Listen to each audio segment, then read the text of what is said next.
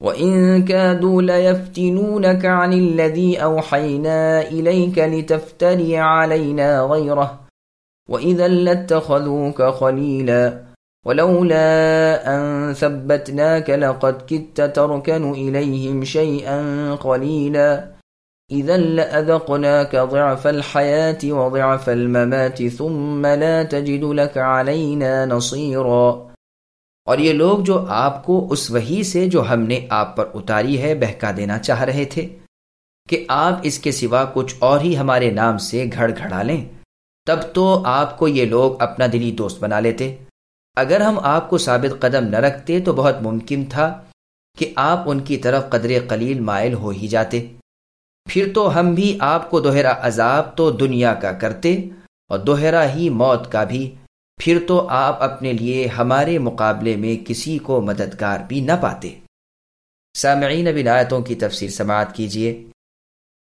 اللہ تعالیٰ ہی پیغمبر محمد صلی اللہ علیہ وسلم کو دین پر قائم رکھتے ہیں۔ مکار و فجار کی چالاکیوں سے اللہ تعالیٰ ہمیشہ اپنے رسول کو بچاتے رہے۔ رسول اللہ کو معصوم اور ثابت قدم ہی رکھا، خود ہی آپ کے ولی اور ناصر رہے، اپنی حفاظت اور صیانت میں ہمیشہ آپ کو رکھا، آپ کی تائید اور نصرت برابر کرتے رہے، آپ کے دین کو دنیا کے تمام دینوں پر غالب کر دیا، آپ کے مخالفین کے بلند بانگ ارادوں کو پست کر دیا، مشرق سے مغرب تک آپ کا کلمہ پھیلا دیا۔ اسی کا بیان ان آیتوں میں ہے۔ اللہ تعالیٰ رسول اللہ پر قیامت تک بے شمار درود و سلام بھیجتے رہے، آمین۔ وَإِن كَادُوا لَيَسْتَفِزُّونَكَ مِنَ الْأَرْضِ لِيُخْرِجُوكَ مِنْهَا وَإِذًا لَا يَلْبَثُونَ خِلَافَكَ إِلَّا قَلِيلًا سُنَّةَ مَنْ قَدْ أَرْسَلْنَا قَبْلَكَ مِنْ رُسُلِنَا وَلَا تَجِدُ لِسُنَّتِنَا تَحْوِيلًا۔ اور یہ تو اے نبی آپ کے قدم اس سرزمین سے اکھاڑنے ہی لگے تھے کہ آپ کو اس سے نکال دیں، پھر تو یہ بھی آپ کے بعد بہت ہی کم ٹھہر نہ پاتے۔ جیسا دستور ان کا جو آپ سے پہلے رسول ہم نے بھیجے، آپ ہمارے دستور میں کبھی رد و بدل نہ پائیں گے۔ سامعین، اب ان آیتوں کی تفسیر سماعت کیجیے۔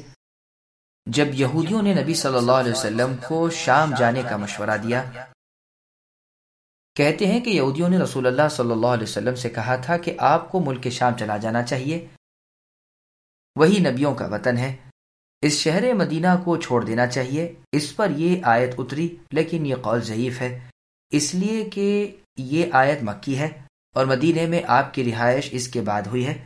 کہتے ہیں کہ تبوک کے بارے میں یہ آیت اتری ہے، یہودیوں کے کہنے سے کہ شام جو نبیوں کی اور محشر کی زمین ہے، آپ کو وہیں رہنا چاہیے، اگر آپ سچے پیغمبر ہیں تو وہاں چلے جائیے۔ آپ نے انہیں ایک حد تک سچا سمجھا۔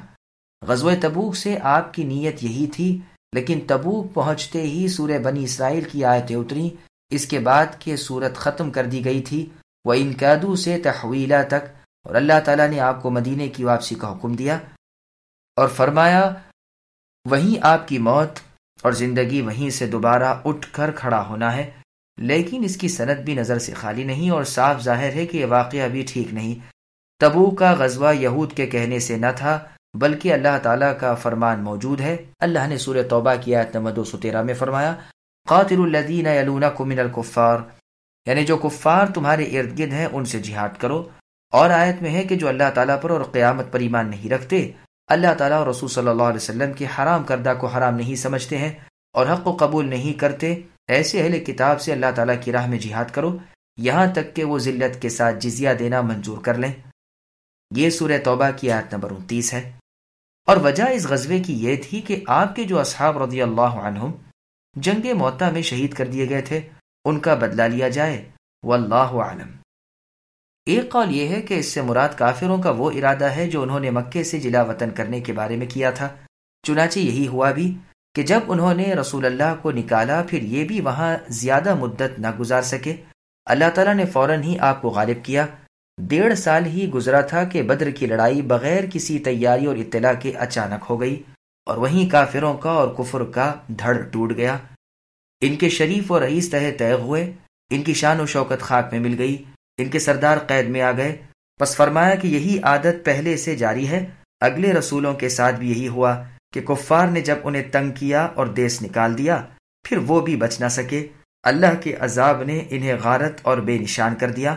ہاں چونکہ ہمارے پیغمبر رسول رحمت تھے، اس لیے کوئی آسمانی عام عذاب ان کافروں پر نہ آیا، جیسے اللہ تعالیٰ نے سورہ انفال کی آیت نمبر 33 میں فرمایا وَمَا كَانَ اللَّهُ لِيُعَذِّبَهُمْ وَأَنْتَ فِيهِمْ، یعنی آپ کی موجودگی میں اے نبی اللہ تعالیٰ انہیں عذاب نہ کریں گے۔ أقم الصلاة لدنوك الشمس إلى غسق الليل وقرآن الفجر إن قرآن الفجر كان مشهودا ومن الليل فتهجد به نافلة لك عسى أن يبعثك ربك مقاما محمودا۔ نماز کو اے نبی قائم رکھیے آفتاب کے ڈھلنے سے لے کر رات کی تاریکی تک، اور فجر کا قرآن پڑھنا بھی یقیناً فجر کے وقت کا قرآن پڑھنا حاضر کیا گیا ہوا ہے۔ رات کے کچھ حصے میں تہجد کی نماز میں قرآن کی تلاوت کیجیے، یہ زیادتی آپ کے لیے ہے، ان قریب آپ کے رب آپ کو مقام محمود میں کھڑا کریں گے۔ سامعین اب اس آیت کی تفسیر سماعت کیجیے۔ قرآن میں 5 نمازوں کا ذکر، نمازوں کو وقتوں کی پابندی کے ساتھ ادا کرنے کا حکم ہو رہا ہے۔ دلوک سے مراد غروب ہے یا زوال ہے؟ امام ابن جریر رحمہ اللہ نے زوال کے قول کو پسند فرمایا ہے، اور اکثر مفسرین کا قول بھی یہی ہے۔ جابر رضی اللہ عنہ کہتے ہیں میں نے رسول اللہ صلی اللہ علیہ وسلم کی اور آپ کے ساتھ ان صحابہ رضی اللہ عنہم کی جنہیں آپ چاہیں دعوت کی کھانا کھا کر سورج ڈھل جانے کے بعد آپ میرے ہاں سے چلے۔ ابو بکر رضی اللہ عنہ سے فرمایا چلو یہی وقت دلوک شمس کا ہے۔ پس 5 نمازوں کا وقت اس آیت میں بیان ہو گیا۔ غسق سے مراد اندھیرا ہے، جو کہتے ہیں کہ دلوک سے مراد غروب ہے۔ ان کے نزدیک ظہر، عصر، مغرب اور عشاء کا بیان تو اس میں ہے، اور فجر کا بیان وہ قرآن الفجر میں ہے۔ حدیث سے بتواتر اقوال و افعال رسول اللہ صلی اللہ علیہ وسلم سے 5 نمازوں کے اوقات ثابت ہیں، اور مسلمان بحمد اللہ اب تک اس پر ہیں۔ ہر پچھلے زمانے کے لوگ اگلے زمانے والوں سے برابر لیتے چلے آتے ہیں، جیسے کہ ان مسائل کے بیان کی جگہ اس کی تفصیل موجود ہے۔ والحمدللہ۔ صبح کی تلاوت قرآن پر دن اور رات کے فرشتے آتے ہیں۔ صحیح بخاری میں ہے کہ تنہا شخص کی نماز پر جماعت کی نماز 25 درجہ زیادہ فضیلت رکھتی ہے۔ صبح کی نماز کے وقت دن اور رات کے فرشتے اکٹھے ہوتے ہیں۔ اسے بیان فرما کر راوی حدیث ابو ہریرہ رضی اللہ عنہ نے فرمایا تم قرآن کی اس آیت کو پڑھ لو، پھر آپ نے یہی آیت تلاوت کی وقرآن الفجر۔ قرآن الفجر کا معنی بخاری اور مسلم میں ہے کہ رسول اللہ نے فرمایا رات کے اور دن کے فرشتے تم میں برابر پے در پہ آتے رہتے ہیں، صبح کی اور عصر کی نماز کے وقت ان کا اجتماع ہو جاتا ہے۔ تم میں جن فرشتوں نے رات گزاری وہ جب چڑھ جاتے ہیں تو اللہ تعالیٰ ان سے دریافت فرماتے ہیں، باوجود یہ کہ وہ ان سے زیادہ جاننے والے ہیں، کہ تم نے میرے بندوں کو کس حال میں چھوڑا؟